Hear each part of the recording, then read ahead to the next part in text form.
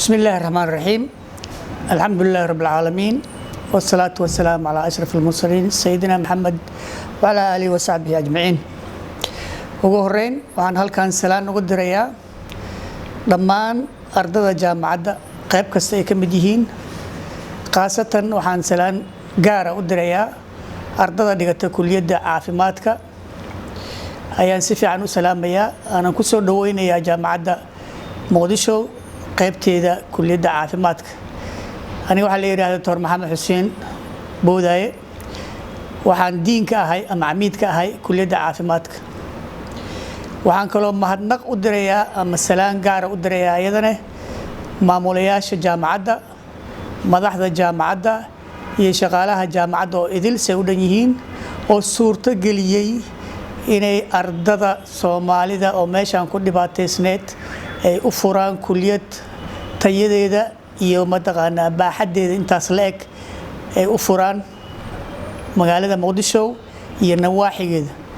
taasoo mataqaana ka qayb galayso horumarka ardada Soomaaliyeed ee degan maxalda qaybahan xamar iyo agaarkeeda degan waxaan mahadnaq gaar ah u sii dirayaa madaxda sarsare oo ku dhiiratay inay furaan kulliyadaha noocan oo kale ah qaasatan kulliyadda caafimaadka inay u furaan ardada baraan mataqaana caafimaadka wuxuu yahay iyo maadadaas wixii lagu bartay u furaan anigana mataqaana aad iyo aad ayaan ugu faraxsanahay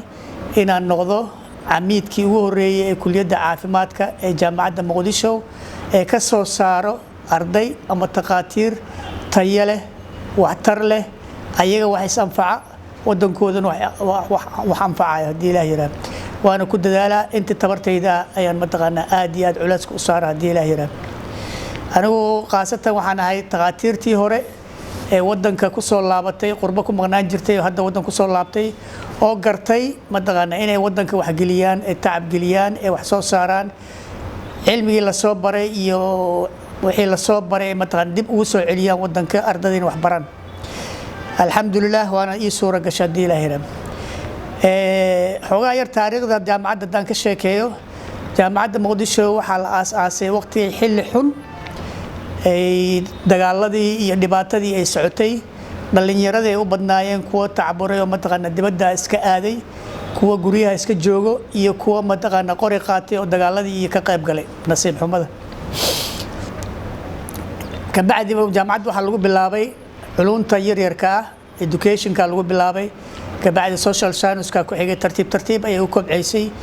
aakhirkiina waxa la gaaray in subjectada waaweyn oo lagu dhiirigeliyo in la furo kulliyadda caafimaadka markii la furay ardadii ugu horeysay waxay ahaayeen oo registraaraysay 150 arday 150 arday sanad dugsiyeedkii hadda la soo dhaafay labadii sano hadda ugu dambeysay la soo dhaafay ayay mataqaana ka qalin jibiyeen kulliyadda caafimaadka ee jaamacadda Muqdisho badankood taqaatiir ayay noqdeen beledka ay ka shaqeystaan qaar gobolada ayay aadeen ay ka shaqeystaan qaarna waxa waaye waxay ku dhiiradeen inay aadaan qurbaha aadaan ay mataqaana heerka labaad takhasuska labaad mataqaana inay sii qaataan ay ku maqan yihiin mataqaana wax soo barnooyaan wax baagamoonda waa yar yahay inta anaga la socono baahida ayaa wadanka aad u badneed oo mataqaana waxba la taraa waa laga xoogsadaa haddii aan u soo laabto kulliyadda manhajkeeda waa 5 sano iyo 1 sano lagu daro practical 5 sano ugu horeysa waxaan barnaa ardada inay qaataan maadooyinka oo idil medicine lagu qaato inay bartaan ayaan ku dadaalnaa from A to Z inay wada bartaan oo ilaa iyo mataqaana 7 maado ayaa lagu baraa 5 sano gudaheeda markay dhameystaan oo imtixaanaadkii laga qaado oo la siiraha markaan waa dhameysteen duruustii jaamacadda waxaan u dirnaa ka bacdi tababar oo gacanta waxaan niraahno internship kaas u dirnaa isbitaalaadka magaalada Muqdisho ku yaala iyo kuwa agagaarkeeda ku yaala ayay aadaan waxay soo bartaan marka shaqada gacanta xirfadaha gacanta laga qabto iyo waxay ku soo mataqaana ku dhiirinaa inay bartaan sida bukaanka loola macaamulo bukaanka sida looga qaado history looga qaado bukaanka sida loola communicate mataqaana loola hadlo wax loo weydiiyo bukaanka sida loo daaweeyo dhiirigelintaas aan sameynaa halkaas sano sanadkaas markay dhammaystaan ka bacdi ayaa shahaadadiisa iyo qalinjibintiisa iyo xafladiisa ayaan ka qayb galnaa haddii ilaahay rabo. manhajkani waa manhaj oo international ah oo mataqaana adduunka laga ictiraafo, khaasatan wadamadan carabtan markii hore aan ka keenay. waxaan ku dabaqnay annaga mataqaana waxaan u baahanaa aan ku dabaqnay. aad iyo aad ayaa manhajka marka jaamacadda muqdisho qaybteeda caafimaadka looga aaminsan yahay wadamadan carabta. waxaa laga aaminsan yahay wadamadan nagu hareeraysan oo East Africa, Kenyada iyo maxaa la dhahaa Uganda iyo Ethiopia iyo ardaydeena marka inta ka baxaan waxay xataa shaqo u tagaan ama ay practice ku soo qaataan wadamadan East Africa ay ku soo qaataan. waxaa laga aaminsan yahay manhajkeena mataqaana wadamada Yurubka, khaasatan dhinacan Ruushka iyo Ukraine iyo ardada noo joogto meesha wax ku barato ilaa iyo Ingiriiska ilaa iyo Mareykanka ayay ardaydeena aadaan, bacdama manhajkeena uu yahay mid international oo adduunka laga ictiraafsan yahay. marka aad iyo aad ayaan ugu dadaalnaa. manhajkana sanad kasta waa la update gareeyaa, waxyaalaha hadday ka maqan yihiin iyo saacada ka maqan yihiin iyo mataqaana waa la soconaa, waan nadiifinaa, markasta meelaan ka taabanaa. jaamacadda marka waxa waaye baajkii ugu horeeyay way ka soo baxeen mediciinka, baajkii labaad way ka soo baxeen, baajkii saddexaad ayaa hadda ka taqarujay oo dhameeyay. ayagana hadda mataqaana xafladii iyo waxa u socdo shahaadooyinkii u socdo. marka saddexdaas baaj ayaan soo saarnay ilaa hadda. samcadda ay beledka ku leeyihiin aad iyo aad ayay u fiican tahay, aad ayaa loo ammaanaa. jaamacadda muqdisho takhaatiir fiican ay soo saarta ayaa la yiraahdaa. marka annagana dadaal saa'id aan ku bixinaa ardada inay mataqaana ay fiicnaadaan, wadankooda wax taraan, ayagana wax istaraan, waalidkoodana wax taraan. manhajka marka intaasaan uga baxayaa. ardada future-kooda marka waa taan idiin sheegay, iyo ardaygii ka soo baxa jaamacadda muqdisho waa arday aad mataqaana wax u yaqaano, u ictiraafsan yahay.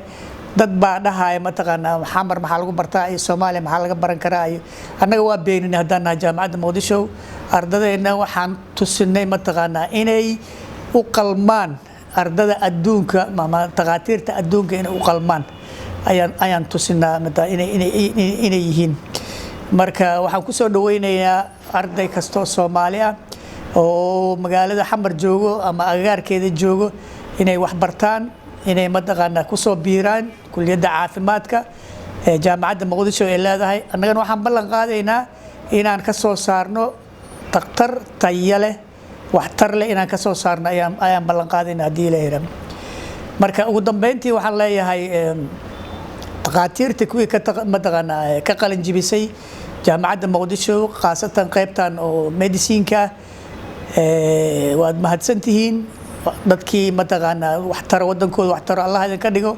dadkii waalidkooda wax tara Allah idin ka dhigo, dadkii mustaqbal fiican wadankan u yeelo ayagana isu yeelo Allah idin ka dhigo. marka saas iyo nabadgelyo. anigoo ah Dr. Maxamed Xuseen Boodaaye waxaan idinku soo dhaweynayaa jaamacadda muqdisho qaybteedan caafimaadka idinku soo dhaweynayaa. السلام عليكم ورحمة الله وبركاته.